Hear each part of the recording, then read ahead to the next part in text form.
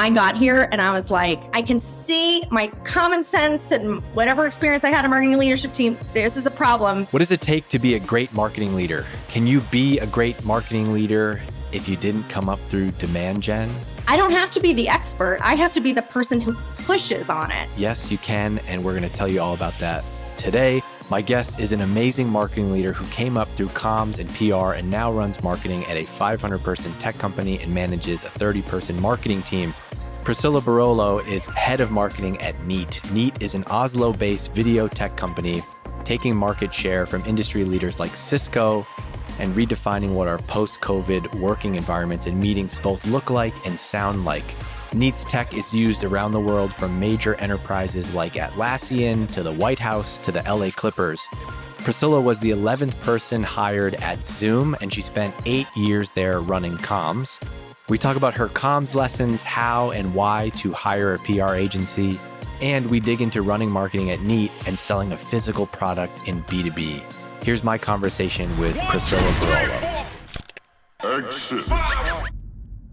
Priscilla, thanks for coming on the podcast here. Where are you based? You're in California? I am in Carmel, California, about an hour and a half south of the Bay Area. Lovely. I love the decorations behind you. I actually just moved, and so I have all of my kids' artwork and stuff over here on the exactly floor. What it says. It just says, I'm a mom. Yeah, it's great. It makes me I have it all in here, and I need to put it up in this new office because it makes me happy to have some of that stuff in here. So me too. All right, let's dive in. So first, can you maybe tell people who you are, what do you do, and what is Neat? Sure. Well, I'm Priscilla Barolo. I'm the head of marketing and communications for Neat.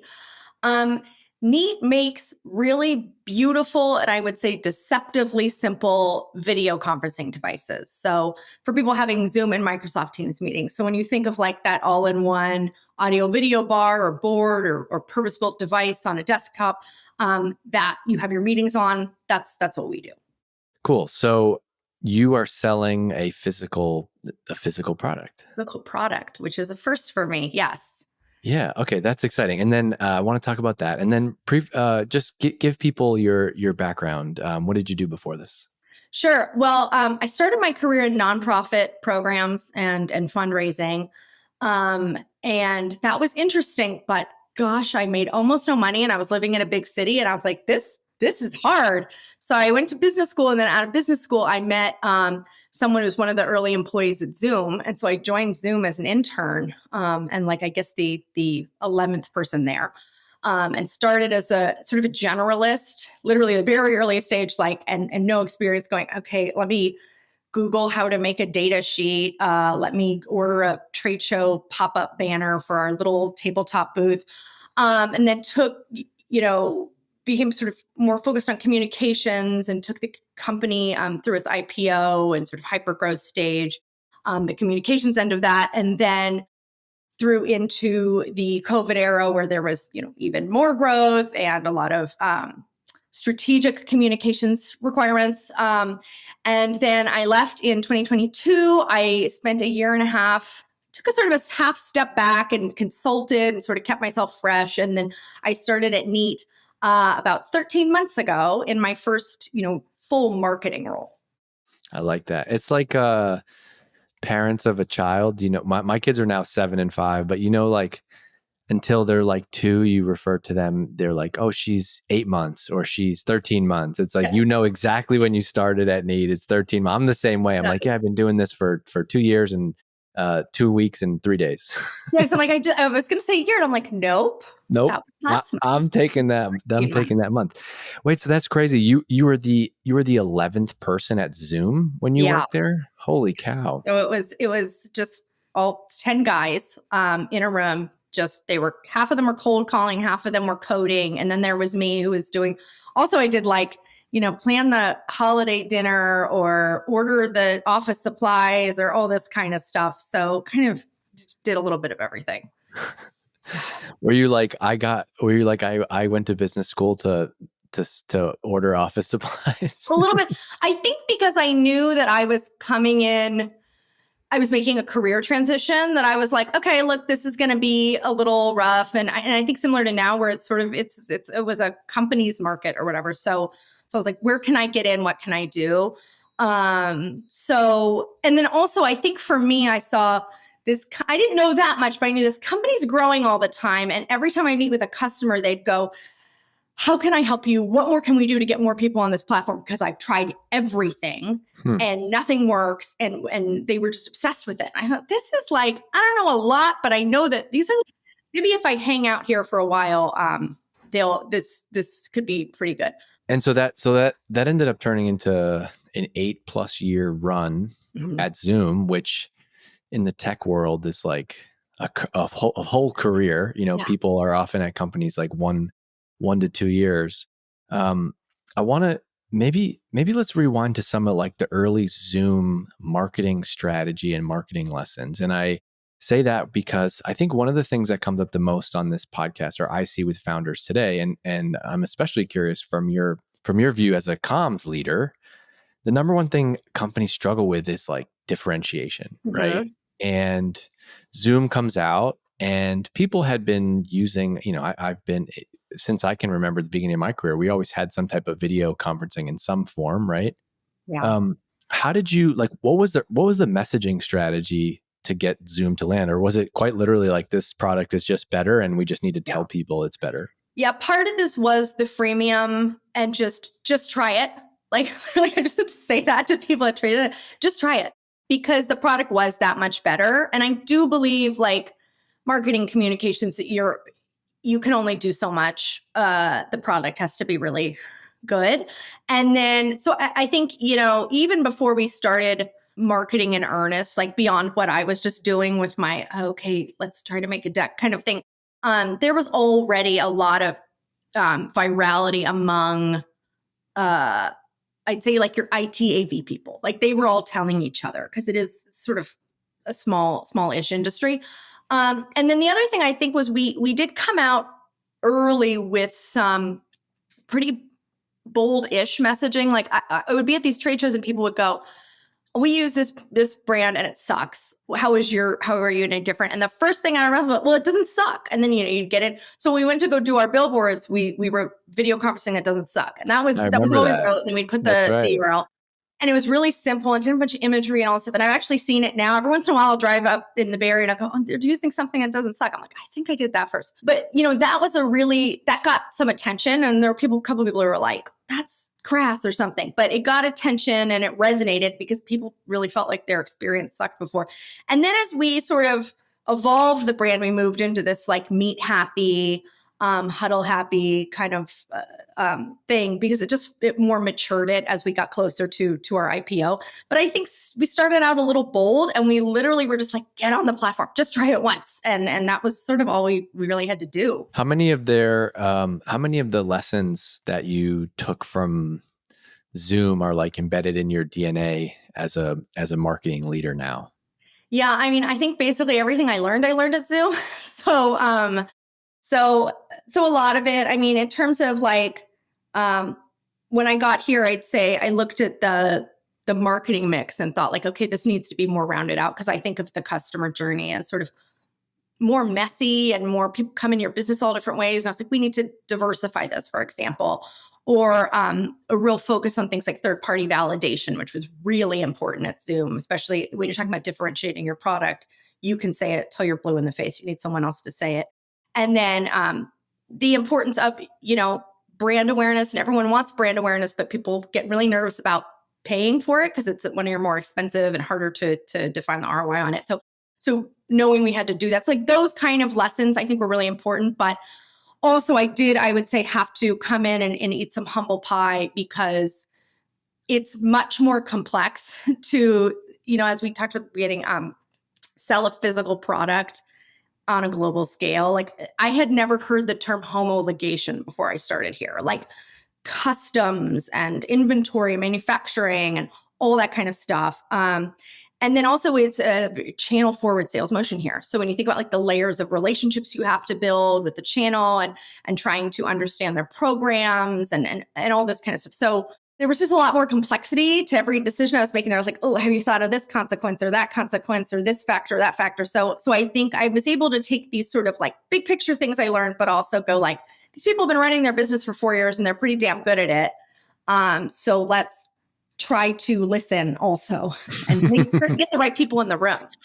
Yeah, which is great. I think it's great to. I've seen this as the other side. Like I've been a marketing manager, and they brought in a VP of marketing over me, and they brought in someone who had an amazing resume, and they thought that they were going to be awesome. And I've seen this happen multiple times where you can't, as great as your experience was at Zoom, you can't just take that playbook and copy and paste it and put it into the new company. And so it seems obvious to be like, oh, I got to listen and learn, but it's like, no, how can you take those lessons and then like apply them to this new business? But there's so much nuance. And I think it's one of the challenges of marketing, right? It's like, I think on the surface, marketing is actually pretty simple. It's like, what's the company strategy? What's the company goals? What should marketing do? But then you start to dig into that and it's like, there's so much nuance. Well, what does the market look like? What is the budget? What is the company?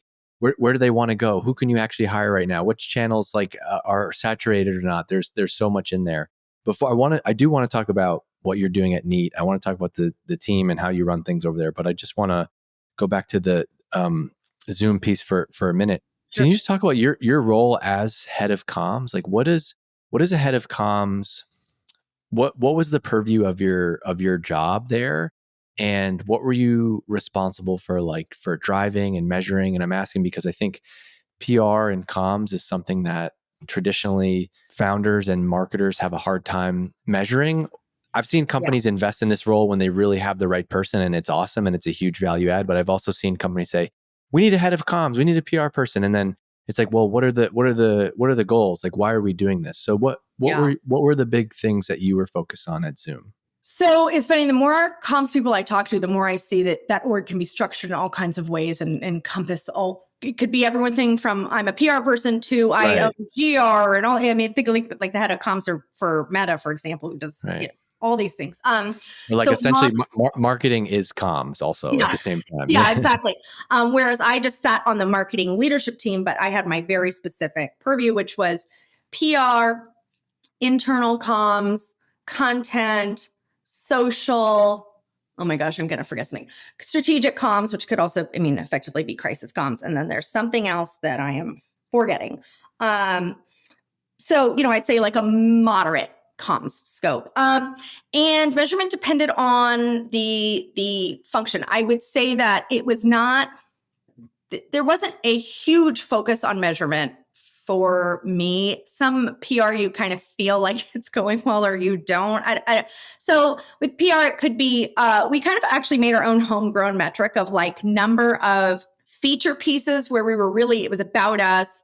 Then I had like something called like a meaty mention, which was like a paragraph or two with a quote and things like that. And then I'd have just like mentions. And we'd set a target based kind of on what we knew we were doing that quarter. And a lot of it came from like, well, what's the business going to give us? But then also, what are we going to drive ourselves? So trying to hit a mix there, but it was like our own thing that we made up. And tracking is always really hard too, because it's especially at a global scale. And then when you get to the level of PR Zoom was getting, and then you also have your agencies going, we've got a lot of PRs this month. I'm like, yeah, but like, that's because the pandemic hit and 10,000 articles were written about us. Did you generate, so that's PR. Oh man, that's so good. I can totally, so I came up in PR. My first job out of school was a PR internship, and I worked in PR for like 3 or 4 years coming out. And later, when I hired for PR as a marketing leader, that was one of my biggest things. I'm like, hold on, you all cannot take credit for this. This just came in inbound to me, and we responded, and we got. Yeah, thanks for setting the meeting. No, and I would say probably the hardest driving. I'm just sidetracking, but like with PR agencies is like I tend to go for like boutique, I can imagine working for you. And I'm like just picking at things they send us because I'm like, oh yeah. Or, I had one when I was freelancing where the person sent in their report. It had like their press release they wrote about getting this client as their client. And I was like, that's the PR. So anyway, social might be share of voice, might be engagements and all those kind of social metrics, views, all that. Yeah. and Okay, here's a content. good one. Here's a good question for you that I just thought of I can because ramble this. on all these. So No, this is great. This is great. Okay, how should who should hire? Like, let's talk about hiring a PR agency for yeah, your company. Okay, I would say most of the people listening to this are not at the scale of Zoom. I would say like our sweet spot of listener is probably between a 10 and $100 million company. So they're not at like the public, massive public company levels of PR. But I run marketing at a startup that's doing like 20, 30 million ARR. We want to invest in PR. What would Priscilla do? well, so first of all, I want to figure out what we talked a little bit about like what the business can bring the PR. Are executives willing to engage and put time into things like interviews or reviewing contributed content, things like that? Do they have do I need some education internally on what's the value of this and what you're going to need to do? Do we have products we're pushing out, things we can talk about, growth metrics, all that kind of stuff? Then, like I said, I never want to be someone's smallest client. So I will look for boutique agencies, particularly with like a really good geographic focus. So Why is that, by the way? um, you're just going to get their C team. Like if you go to these big agencies, you're not going to get the people who pitched you. That's always one of my questions when I'm interviewing these agencies. Like, so who on this meeting is in my team, my day to day? Because often it's like, oh, well, you might see this one person every 3 months at your QBR, but otherwise it's these three, and maybe they are fantastic and really hard driving and great. But I want to know there's a senior person who has the relationships, who's in every meeting. So like I work right now with 6 Eastern in the US, which is Emily Gerber's agency. And they're it's probably like less than 10 people in that agency. I work with Mike Worldwide in the UK. They're a little bigger, but like that's sort of the level that I'm working with right now. And I think also you have to set the expectations internally of like, these agencies, depending on the geography, we might be able to get them for $7,000 or $8,000, but that's more like a freelancer. It might be more like $12,000 or $14,000 because I think people. And then when you do that in your annual budget, you're like, we're spending over $100,000 a year on PR. So like, you have to make sure people internally are comfortable with that and what kind of metrics you can drive. I think the other thing I run into with these agencies is they'll have a couple like big ideas, but then when you ask them, okay, well, like, is that included? And often it's like, no, this is like a $30,000 research project we need you to run. And then we could use that to pitch. And then that never really manifests. So it's also like really ask a bunch of tough questions, I'd say. Okay, this is good. People are going to love this topic. Also, those two agencies are going to get some inbound after this now, great, which is great. So I think I've in my experience in hiring a PR agency, I think I did the wrong thing, which is, and maybe I'm wrong about this, but is it also one of those things that like not just the executives, but you have to be willing to invest in this? Because there are so many things that like they don't own or they don't know. And so I always was like frustrated because it's like, okay, hey, we're going to do this. I'm like, great. And then like, and we need this from you and we need this from you and we need this from you. Like, is there some level of like, you need to be willing to invest and help the PR agency succeed? Yeah. So things like what are our talk tracks? What executives could talk on those? Okay, I'm going to set up those meetings and make sure that you've kind of got the download from them. So then you can go out and as you see, rapid response, like, oh yeah, that guy, Rick, he's really good at talking about that. They need to be able to connect those dots as you have like product announcements, bringing them in early so that they can understand having to explain both here's the product and here's why it matters. And here's the customer that we care about. Like you have to really explain all this stuff to them. And then you do have to be willing to, I poo-poo on research reports, but are there, in some markets I'm thinking of that are like a little tougher than others, you might need to be willing to do things like contributed content and pay for play a little bit to support some of the earned media. And so, yeah, I do think they need care and feeding to be successful. So it's definitely a two-way street. Yeah. I found that with it's almost like hiring. It's like hiring any agency, it's like the better brief I can write and the more I can invest in like what I want to get out of this, the more success we're going to have together. I think anytime I've been like, oh, we should do events, let's hire an events person, where it's like, no, we should like internally do this event on our existing team for like a quarter and then like Yeah. see how that goes. And so maybe there's some element of like, let's start to do a little of things in this PR playbook. And then like, as we start to find some pockets of success, maybe then we go hire an agency to like really blow this thing out. Yeah. Yeah. I think that could definitely make sense. And then how do you balance, how do you think about the media landscape? So that's the other thing about PR that is tricky to me, in that like when I started, so when I worked in PR, it was like 2009, 2010, like TechCrunch was in its heyday, VentureBeat, there was so many blogs and publications.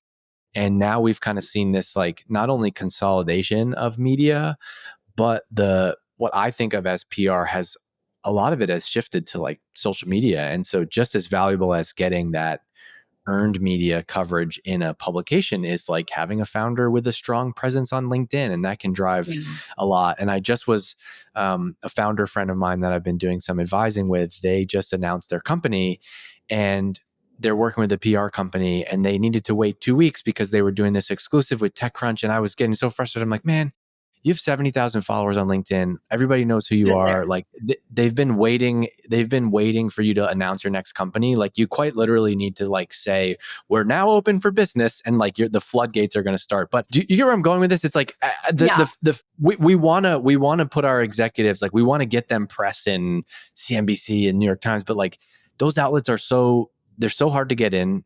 The fundraising thing has gone crazy. Everyone's talking about AI, venture capital. Raising $100 million is not a big deal anymore. Yeah. How do you balance that? What is meaningful coverage now?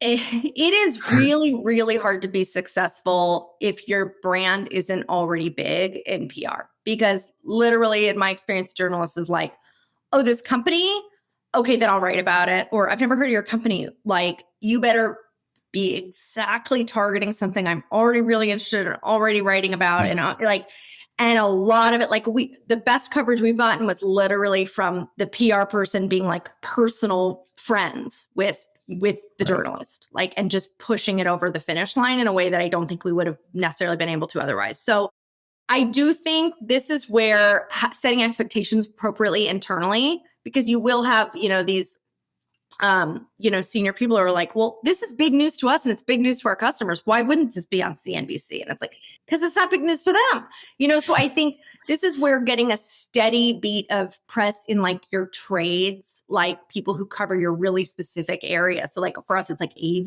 integrators or UC Today or these kind of things, and having that always that kind of beat there, running and making sure we kind of care for those, and also analysts, because they kind of operate in that space of both social media, and they will often write for these sort of trade publications.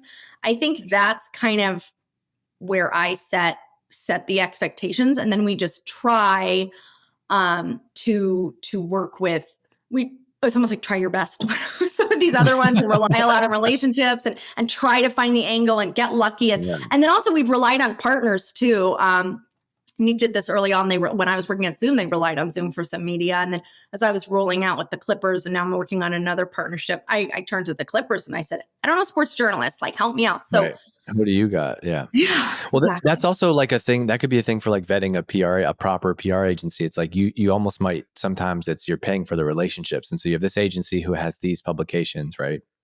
I want to hear specific ideas with specific names of journalists and specific publications when you're coming to me with a pitch, because love that. That's our ROI on this episode right here. We're going to help you. That's what you need to look for. Okay. One more PR thing, and then we'll move on. You mentioned developing talk tracks. That's something that comes up at a lot of companies. Do you have a framework for that? Do you have a process for that? Is it just you might just know a couple interesting things and they feel right? How do you develop talk tracks? I think more about like a core messaging framework for the companies. If you're a comms person, I do think that you own this, and it doesn't necessarily have to track into everything everyone does, because your whole company is communicators and you can't control that. But like when I got to Neat, one of the first things I did was sort of sit down and try to be like, okay, what is this company in one sentence? What is in 3 sentences? And then like, what are the pillars? What are the things? Like, is it simplicity? Is it sort of future of work, is it these different kind of pillars. And then from those, you go, okay, then what's the 2 sentences on that? What's the 5 sentences on that? What's the proof points? And sometimes this is just literally like going and looking for public data on things like, work from home trends or whatever, until you have this sort of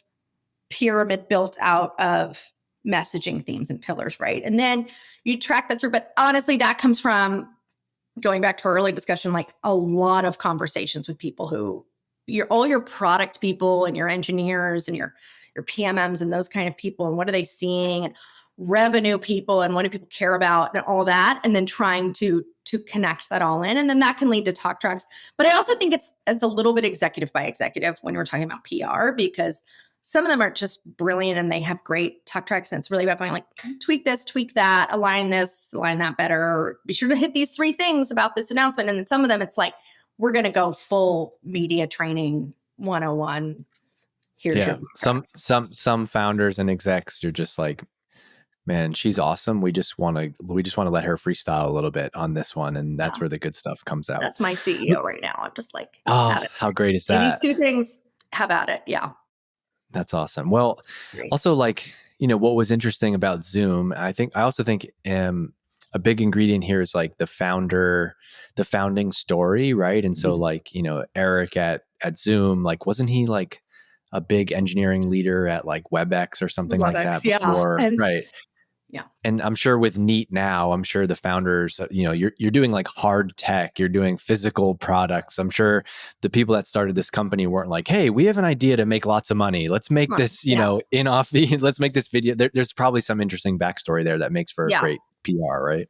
Well, yeah. And I think a lot of that's connecting it back to your pillars of like quality and things like that, because at least for Neat, they have there's this thing in Norway called the Video Valley. It's like the Silicon Valley. In Norway, you have this like deep expertise in hardware video conferencing. So like Tandberg and Pepsic and Akano and all those companies came out of Oslo, Norway. And so those same people who built those went and founded Neat. So it's almost the same idea of like people who have a ton of experience, which is the same thing as Eric Yuan, and then going, we're going to take all that, but then we're going to just build something new from scratch from the start without, all this legacy code or, whatever's holding us back. Or, so yeah, I think it's this, and it really just, yes, it's nice if it appeals to a journalist, but the important thing is it appeals to a customer. That's right. Reach at the end of the day. Right. If everybody's buying my product and sales are great, but we're getting no press, like, it's fine. Yeah, actually, I really agree with that. Solves all problems. All right, let's talk about Neat. So LinkedIn tells me the company has between 201 and 500 employees, but maybe before we talk about marketing, let's level set and talk about like size and stage of Neat, and then tell us about your marketing team. Neat is at a really fun size and stage. So I don't know the exact number, but it's between 400 and 500 employees. And the company was founded just a few months before the pandemic. So it is a very remote workforce because we sort of hire people, everywhere based on what we needed. There's an Oslo HQ, but people are all over. And stage is fun. It's like my favorite stage because you're funded, you're growing, you have what you need to succeed. It's not like, when I consult, I work with some companies where it's like, we're growth hacking and we're trying, it's like, no, we have what we need to succeed, but it's still late of 400 something people. So I know everyone's name. And if I want to get something done, I can get it done. And it's not, oh, well, in 6 months, we'll put this in a PowerPoint presentation. And, right, you got to have a meeting about the meeting about the meeting. Yeah, exactly. So I would say it's at the kind of, pre-IPO growth stage. And it's really, really fun. Yeah. Okay. All right. So 400, 500 people. And then what's the marketing team look like? The marketing team is, I have BDRs too. So it's 30 to 40 people in the org. I don't know where we're at right now, but that includes, a dozen or so of BDRs. So I'd say it's still a fairly lean team, but again, enough to get things done. Yeah. Absolutely. And what are the key roles on the team? And I'm sure you have your like org chart, just kind of looking for like the buckets, product marketing, brand, BDRs. Like. So I have a bucket that's like I would call field channel campaign bucket. The people who are out there all over the world making it happen.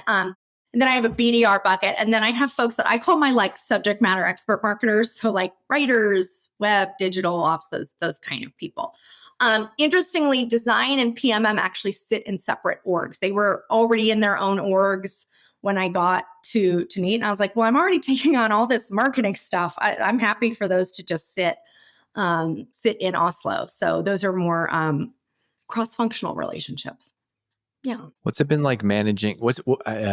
Going from running a comms team to managing a gaggle of BDRs? Well, luckily I have a fantastic BDR leader. So it is a lot of trust and saying, okay, explain that to me. And then saying, okay, explain it to me like I've never run a BDR or before. And then he re-explains it to me. You're laughing about that, but like there's so much value in that. I do think sometimes we get so caught up into like, oh my gosh, I read this thing on LinkedIn and it said like the ratio of BDRs needs to be this and they need to do that. It's like, if you just explain this like very simply to someone who doesn't know this world, like, oh, they're trying to reach out to people to get them interested in our business or follow up on inbound. Yeah. Okay, how do we make that more efficient? Exactly. And I think, that's where the like asking questions on questions comes from. Because you might say, okay, well, this is the ratio. And then if I've been Googling, I might go, but actually that ratio, the reason that ratio is that way is because it's an international segment, right? And so they need, more management or whatever it is. Like you do need to sort of, and I would say this is true of all the sort of marketing expansion I've had to do, is you do have to just hire really good leaders and then ask them a lot of questions and then trust them and advocate for them. And so that's how I've been running a BDR function, I guess. Yeah. Well, I think it's a great lesson. So a lot of people that listen to this want to be marketing leaders or are current marketing leaders or aspiring ones. And I think I've done so many interviews with CMOs over the years, and myself coming up, I would have this, I still do, obviously, I'm sure we all do, this imposter syndrome of like, oh my gosh, I don't know PR, I don't know demand gen, I don't know BDRs, but your job as a marketing leader is to like know how to find the right people. You're not a solo consultant. You have a team of 30 to 40 people. You're not supposed to be doing this job all by yourself. And so isn't it about understanding, like, it's cliche to say it's all about the people, but when it comes to building a team, it kind of is. That is the way, right? It's at least all about, I'd say, those first couple levels of management. Who's running your region, who's running your function. And I think, tons of imposter syndrome.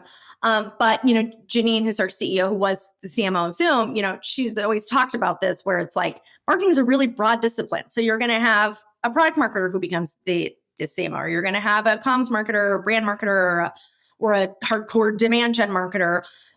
One of them, they're always going to have stuff that they're not as strong at and don't know about. I think the other important thing is just leaning into it. Like I got here and I was like, and I'm not trying to make myself sound like amazing, but I got here and I was like, oh, you're good. You've already done that. Keep going. I was like, lead handling. I can see my common sense and whatever experience I had in marketing leadership team. This is a problem.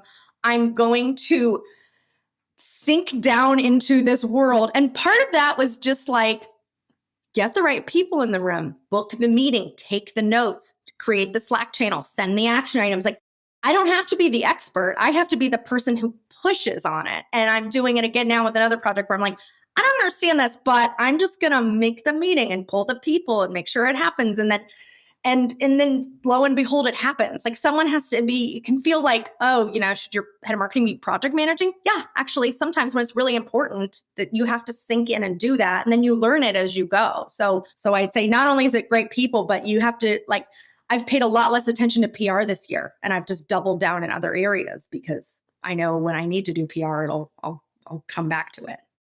Well, it's also like it's I think naturally we want to gravitate towards the areas that we know really well and really strong, and so it would actually be easy for you to like over-index on PR and not dive in deep, but you know that area better, so you know where you got to dive in deep. Take me into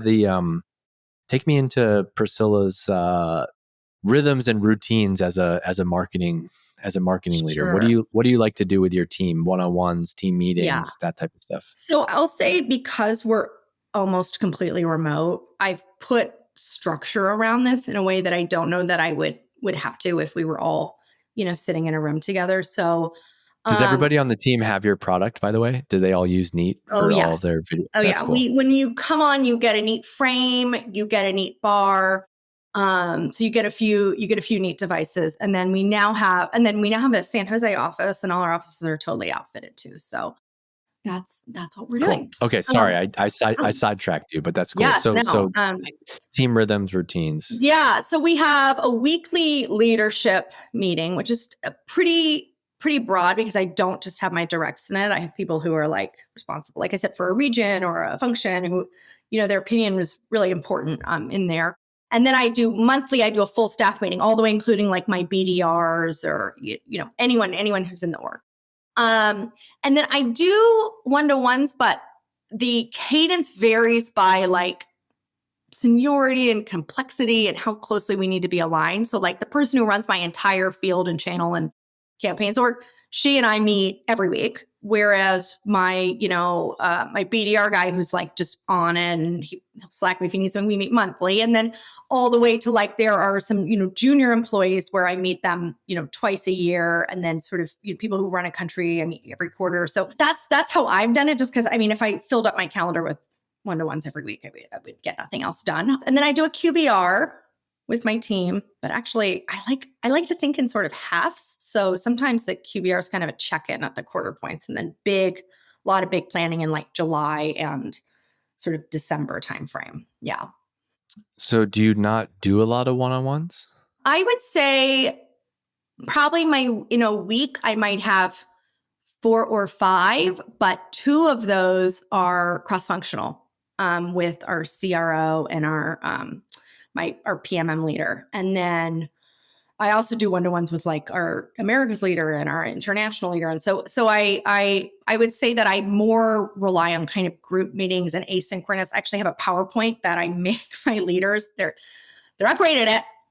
They'll say that. It's the only thing I'll say. But I try to get asynchronous updates because often I'm like traveling or something. I'm like, what's going on in EMEA or something? Or I'll just shoot people messages or start meetings with them. But I don't know why I'm. Yeah, I was reading Brian Halligan, who's the founder of HubSpot, wrote this thing with Sequoia like a week or 2 ago, just kind of lessons from the HubSpot days. And I think this is maybe different as the CEO, but he said he used to do one-on-ones all the time and be super involved in the day-to-day. And then more as the company growed, he was like, we don't do them as much. We do more like, he said he used to share like feedback privately in one-on-ones. And then over time, it just became like, let's do one bigger meeting and let's work on the hard stuff together. And obviously there's some things that you have to communicate on a one-to-one basis, but I've kind of always had this love-hate relationship with the one-on-ones because when you do them all the time, it does kind of opens this door to just like, let's have a meeting where we just complain about all the things. I was going to say, they're kind of complain fests. Or we're not aligned across, then I have to be the person who's aligning everyone versus like just getting the team together for an hour and a half each week. I think also I try to think about, also people will hold things off till they're one-to-one. And I'm like, oh no, this is something you should have brought to me a week ago. And they're like, oh, well, I knew we were meeting. So I do try to, with the one-to-ones, personnel, any kind of thing they have with their team that we can't talk about in a big group. Also, like when they start getting into blockers and stuff, my questions are like, I'm not impatient, but I'm like, okay, I hear the context. Like, is this something you're solving right now and you just want to keep me aware of it? Or is this something you need me to go shake some trees and send some slacks? Like what do you want me to do here? And just sort of try to keep it productive, I guess. I like having people do more work up front. And so hey, if you need to fill out this doc, but I like the idea of like, let's handle all of like the business stuff, like the status updates on projects and goals and key milestones. And then we can handle that asynchronously. And then if there's something that we really need to talk about, let's then have a meeting. I think it's very easy to slip into like meeting culture, meeting for this, meeting for that.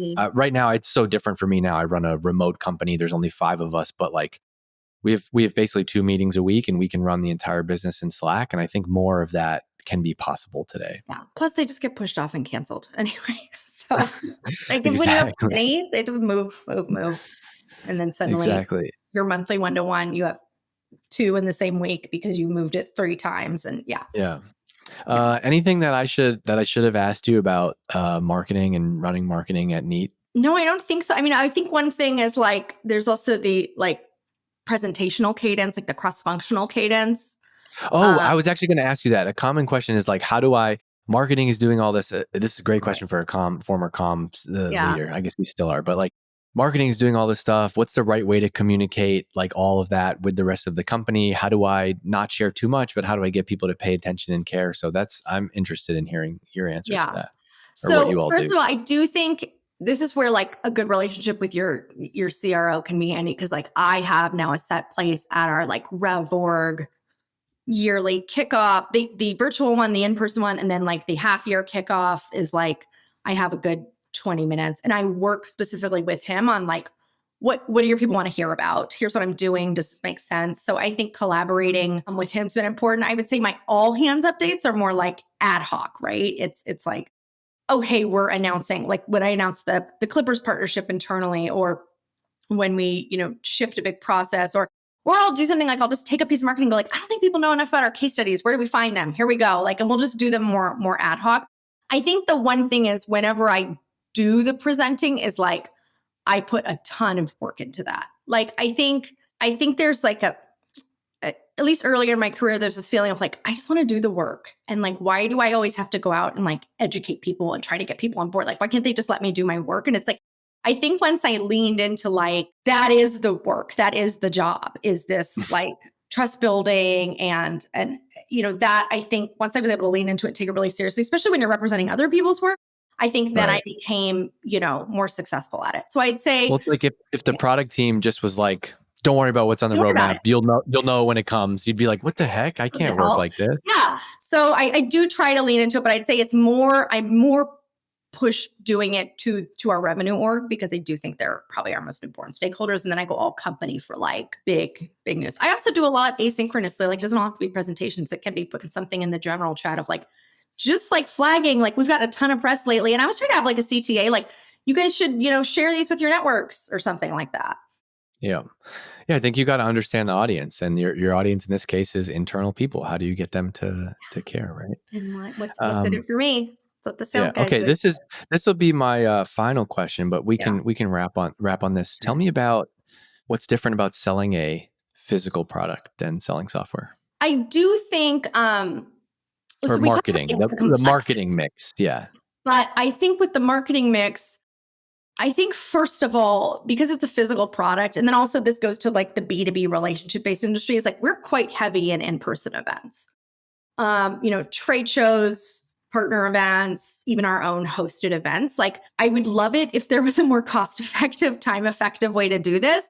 But like, I do think to some degree, you do build that strongest brand one person at a time. And then also people need to get there and touch the product and ask questions specific to their situation and understand how this video conferencing bar is different from that video conferencing bar. Like, that's hard to get necessarily just from a data sheet or spec sheet, right? So I do think in-person events are a really big part of our mix. And that's where looking at like getting more rigorous around things like payback analysis and metrics and, what exactly came from one event has been important, because they're expensive. And then channel marketing, because a lot of in B2B, a lot of these physical devices go through, distribution and channel. So running a lot of programs with them, putting a lot of budget towards that. And again, it's like, it's not a shortcut thing. I'd love to sign a partner and then, I'm just top of mind forever, but it's actually, it's the continuous relationship building and co-marketing together. So those were both running when I got to Neat. So I think what I've done is, like I said, optimize those and make sure we're doing the right things, but then also build more of a marketing mix around them in terms of, stuff I have a lot of comfort zone in, and things like webinars and email marketing and all that, and brand marketing. But I think that reliance on getting people physically with your technology, Hmm. and building those channel relationships has been something really, really different and key with the physical product.